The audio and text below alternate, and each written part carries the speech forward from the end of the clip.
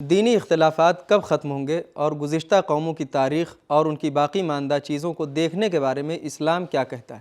آئیے جانتے ہیں ان سوالوں کے جوابات کے بارے میں ہمارے آج کے اس ایپیسوڈ میں۔ اعوذ باللہ من الشیطان الرجیم، بسم اللہ الرحمن الرحیم۔ محترم ناظرین، سلام علیکم۔ سبیل قرآن کے اس تفسیری پروگرام میں ایک بار پھر آپ کا خیر مقدم کرتے ہیں۔ آج آپ کے سامنے سورہ سجدہ کی آیت نمبر 25 اور 26 کی تفسیر لے کر حاضر ہوئے ہیں۔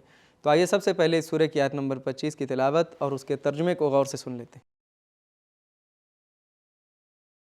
كتاب أنزلناه إليك مبارك ليدبروا آياته وليتذكر أولو الألباب بسم الله الرحمن الرحيم إن ربك هو يفصل بينهم يوم القيامة فيما كانوا فيه يختلفون۔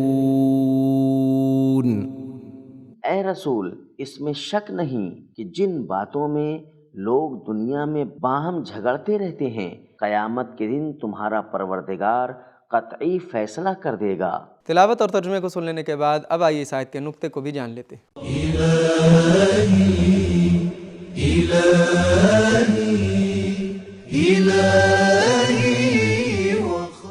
نقطہ، پچھلی آیت میں ہم نے پڑھا کہ اللہ تعالیٰ لائق کو ہی پیشوا اور امام بناتا ہے، اور اس آیت میں ہم نے پڑھا کہ اللہ تعالیٰ قیامت کے دن لوگوں کے اختلافات کا فیصلہ کرے گا۔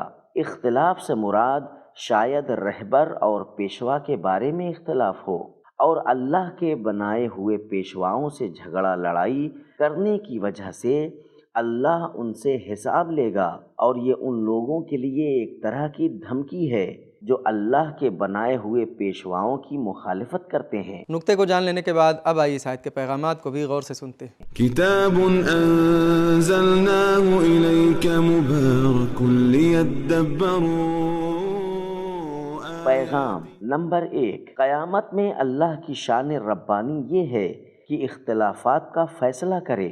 نمبر 2، قیامت کے دن تمام اختلافات کا فیصلہ ہو جائے گا۔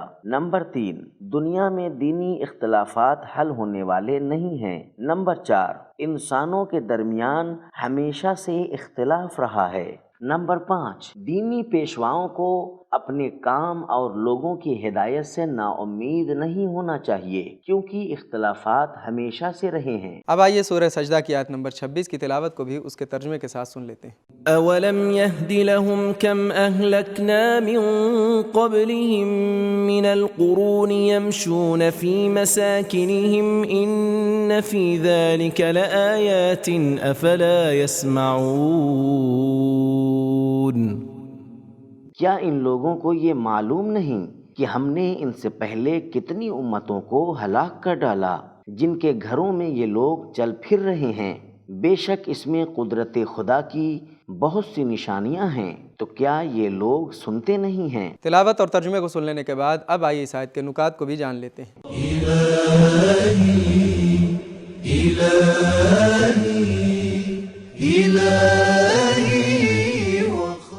نکات، قرون جمع ہے قرن کی، اس کا معنی ہے وہ قوم اور ملت جو ایک ہی زمانے میں زندگی گزارتے ہیں۔ اس آیت میں گزشتہ قوموں کے ہلاک ہو جانے کی بات ہے جو تاریخ سے مربوط ہے، جس کے پیغام کو سن کر دریافت کیا جا سکتا ہے۔ لہٰذا آیت کے آخر میں ہم پڑھتے ہیں افلا یسمعون، لیکن اگلی آیت جس میں بنا پودوں کی زمین کے ہرے بھرے ہونے کا ذکر ہے، اس کے پیغام کو دیکھ کر دریافت کر سکتے ہیں۔ لہٰذا آیت کے آخر میں فرمایا افلا یبصرون۔ نکات کو جان لینے کے بعد اب آئیے اس آیت کے پیغامات کو بھی غور سے سن لیتے ہیں۔ كتاب أنزلناه إليك مبارك ليدبروا پیغام نمبر 1، مکے کے لوگ گزشتہ قوموں کے ہلاک ہونے سے آگاہ تھے، اور ان کی راہوں میں ان قوموں کے باقی ماندہ آثار بھی موجود تھے، لیکن یہ لوگ عبرت حاصل نہیں کرتے تھے۔ نمبر 2، تاریخ کی تبدیلیاں ایک قانون کے مطابق ہیں، ایک طرف گزشتہ قوموں کی ہلاکت اور دوسری طرف ان کی ہلاکت سے عبرت حاصل کرنے کا دوسروں کو حکم دیا جانا اس بات کی علامت ہے کہ تاریخی حادثات اتفاقی نہیں ہیں، بلکہ ان میں راز پوشیدہ ہیں جن کو سمجھنے کی ضرورت ہے۔